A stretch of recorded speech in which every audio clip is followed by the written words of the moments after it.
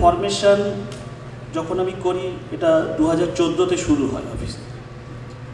But এই concept যে আইডিয়াটা কনসিভ করার সেটা প্রথমে শুরু হয়েছিল এমসে থাকার সময়, এমস নিউ দিল্লিতে থাকার সময়।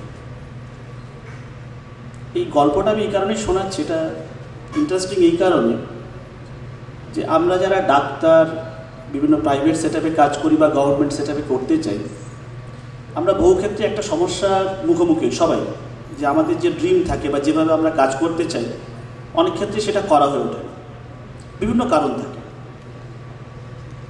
আমি একটা জিনিস চেষ্টা করেছি গত 10 বা 15 বছরে, আমি মোটামুটি যেটা প্ল্যান করেছি সেটা এক্সিকিউট করতে চেয়েছি আর মোরালেস করেছি। তাই এই গল্পটা সেলফ ব্র্যাগিং নয়, এটা একটা ইন্সপিরেশনাল স্টোরি হিসাবে নিতে পারে for upcoming doctors, junior doctor যারা কেরিয়ার শুরু করছে তাদের জন্য। তো যখন আমি এমস নিউ দিল্লিতে আছি, আমার রেসিডেন্সি শেষ হচ্ছে 2008-09, তো একটা ডাইলেমা, কী করবো আমি, মানে should I go back to Kolkata my own roots or I should go to UK and settle there, কারণ এমস থেকে ইউকে সেটেল করা ভীষণ easy. So it was a difficult call, কারণ যে ফিল্ডে আমি অলরেডি ট্রেন্ড হচ্ছিলাম, এই ফার্টিলিটি এনহান্সিং সার্জারি, আইভিএফ বা ফিটাল মেডিসিন, এই কাজগুলো কলকাতায় এসে করা যে বেশ ডিফিকাল্ট হবে আমি জানতাম। তার একটা বড় কারণ ছিল এখানে সরকারি যে শিক্ষা ব্যবস্থার, সেখানে কিন্তু কোনো গভর্নমেন্ট মেডিকেল কলেজেই আলাদা করে সুপার স্পেশালিটি ইউনিট নেই, আমার মনে হয় এখনও নেই প্রপার ওয়েতে। ফার্টিলিটি ক্লিনিক, ফিটাল মেডিসিন বা এন্ডোস্কোপিক সার্জারি অর্থাৎ ল্যাপারোস্কোপি, হিস্টোস্কোপিক ক্লিনিক পশ্চিমবঙ্গের এখনও কোনো মেডিকেল কলেজে খুব ভালো করে তৈরি হয়নি। এবং প্রাইভেটেও আছে, প্রাইভেটেই একমাত্র আছে, কিন্তু সেটা বেশিরভাগই ব্যক্তিগত উদ্যোগ।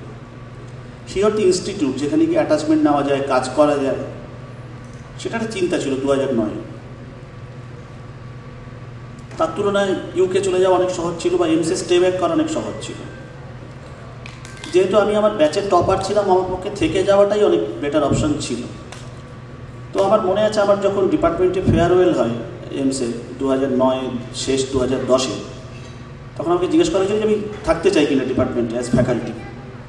তো আমি বললাম না, আমি খুব একটা ইচ্ছুক নই। তো আমার অনেক ফ্যাকাল্টি বললেন যে Rahman, you should stay back, you are a good teacher, you should teach people, you should create a next generation of doctors.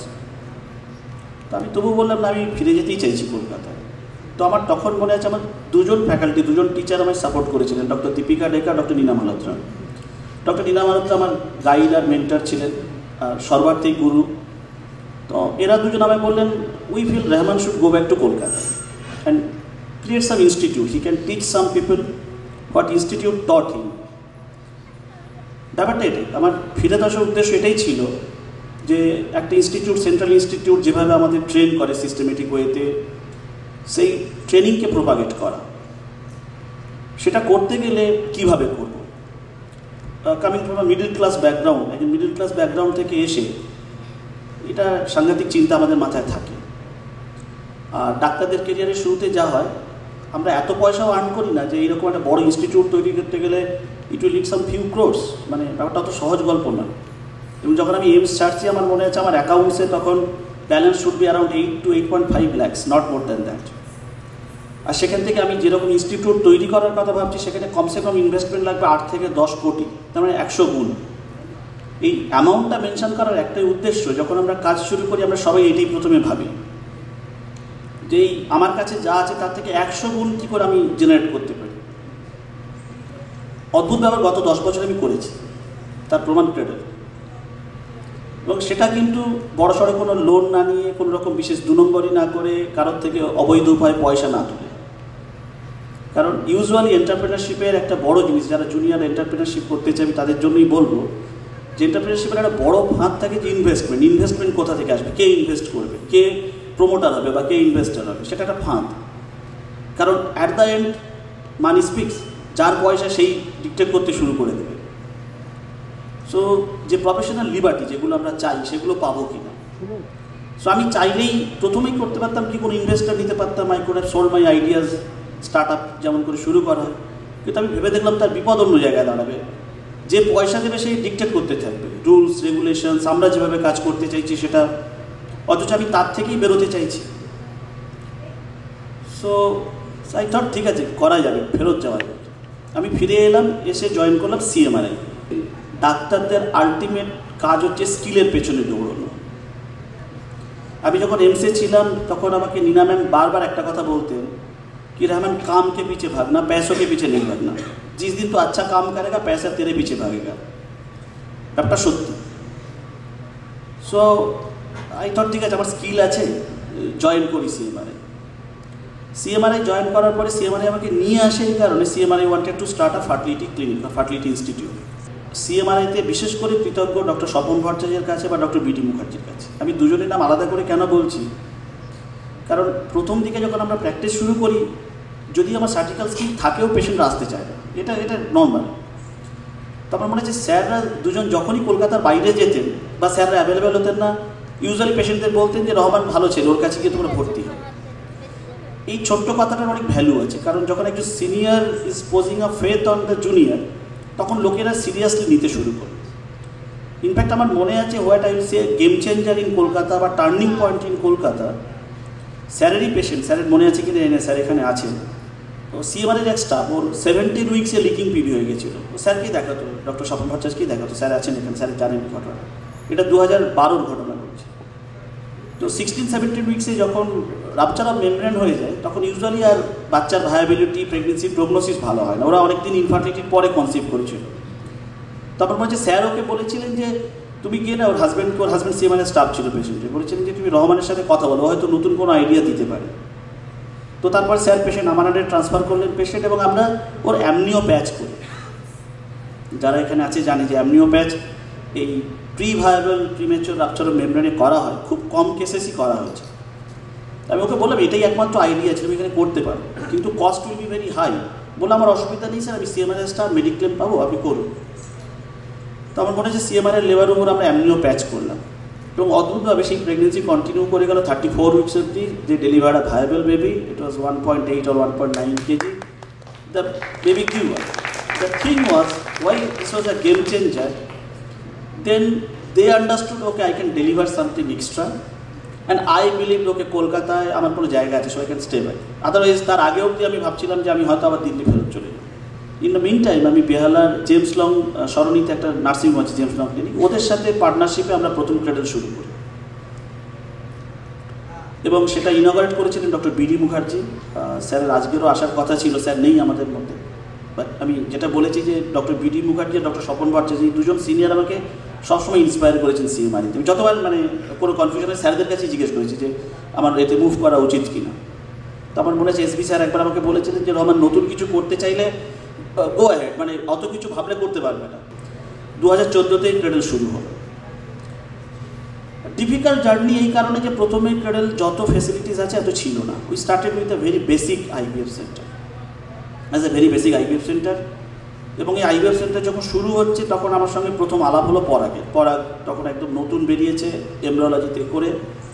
So আমার মনে আছে, আর সন্দীপ তাওড়ে, সন্দীপ এসছে কিনা জানি না, সন্দীপ হচ্ছে এস্টেক অ্যাসোসিয়েটসে, ও আইভিএফ ইনস্ট্রুমেন্ট সাপ্লাই করে।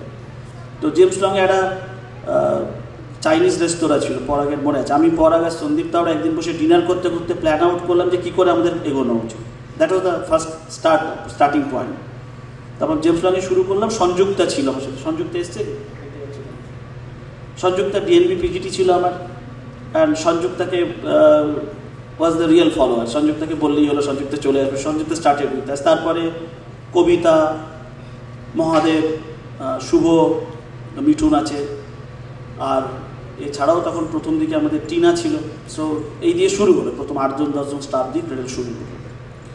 বছর খানেকের মধ্যে অনেস্টলি সেড আমরা যেটা বুঝতে পারছিলাম যে we are having a very average success.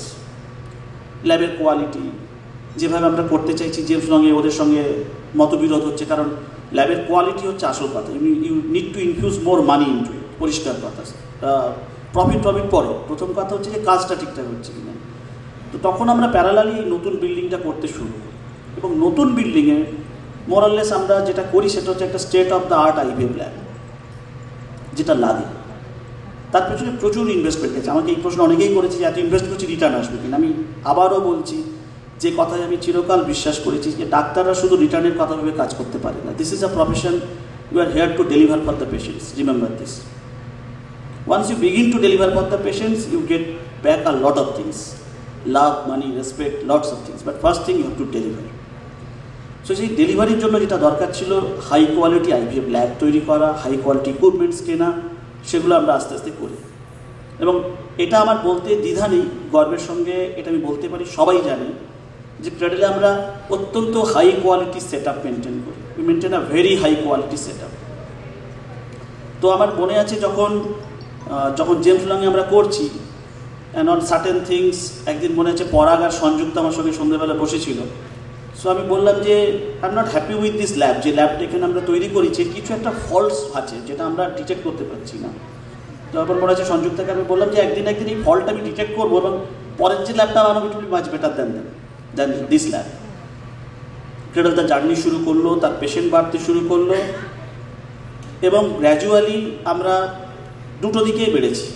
Vertically main centre অর্থাৎ জোকার সেন্টার ওপর দিকে উঠেছে আরও, আর ট্রান্সভার্সলি এই মুহূর্তে আমরা লেভেল 1 আর লেভেল 2 ক্লিনিক মিলিয়ে ওয়েস্ট বেঙ্গলে 4টে ক্লিনিক অপারেট করি, জোকাতে, গড়িয়াতে, বাঁকুড়াতে আর শিলিগুড়িতে।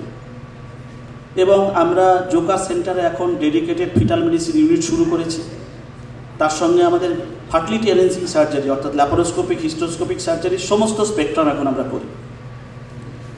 আমি গত বছরই আমার ডাক্তার যারা এখানে আছে তাদের সবার একটা মিটিং ডেকেছিলাম 6 মাস আগে, মাস 6 আগে।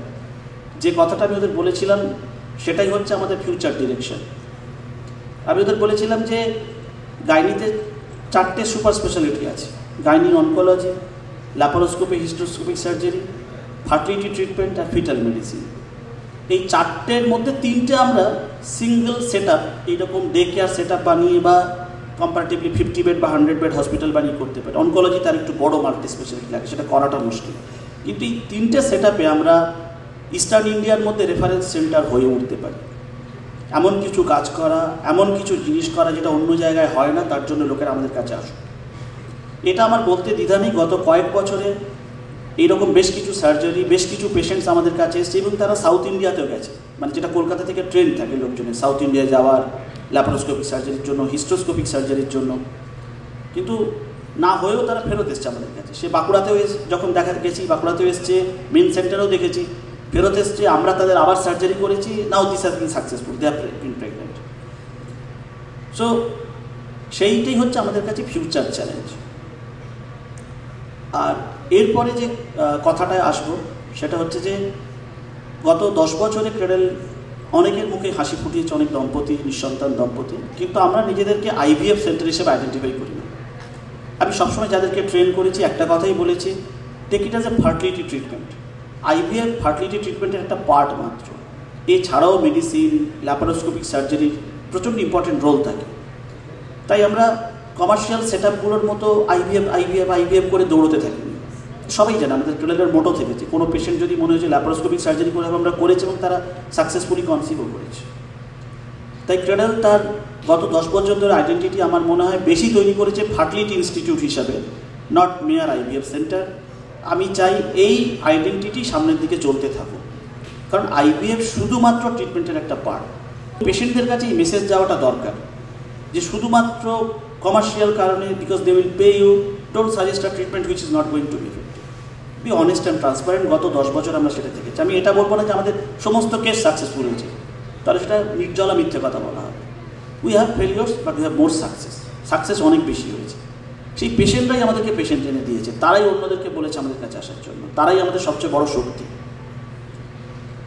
এবং এটার পরে পরে আমরা যেটা শুরু করেছি সেটা হচ্ছে যেটা বললাম, ল্যাপারোস্কোপিক, হিস্টোস্কোপিক সার্জারি, সব স্পেকট্রাম আমরা করছি। ফিটাল মেডিসিন আগে আমরা করতাম খুব কম, এখন আমরা ডেডিকেটেড ইউনিট শুরু করেছি।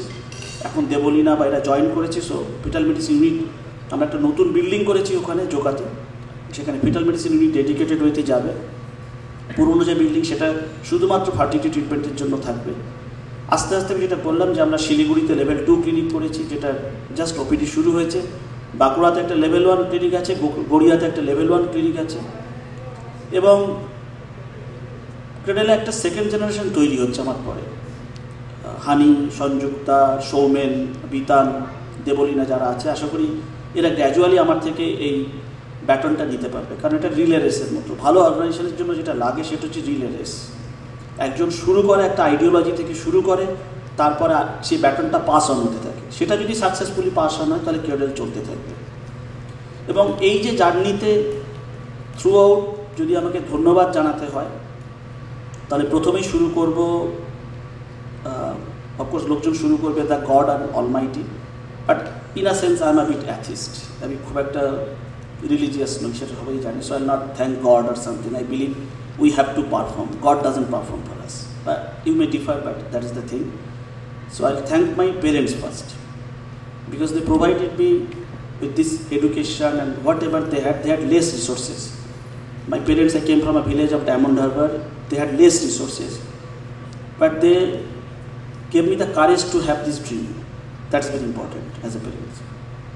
And then তারপর আমার সমস্ত শিক্ষক মশাই যারা একদম প্রাইমারি থেকে আমাকে পড়িয়েছেন, লিস্টটা লম্বা, এতজনের নাম আমি করতে পারবো না, কিন্তু সবাই, রামকৃষ্ণ মিশন, সরিষা রামকৃষ্ণ মিশনে আমার সেকেন্ডারি এডুকেশন, তারপরে ফতেপুর শ্রীনাথে আমার হায়ার সেকেন্ডারি এডুকেশন, তারপর আরজিকরের দিনে।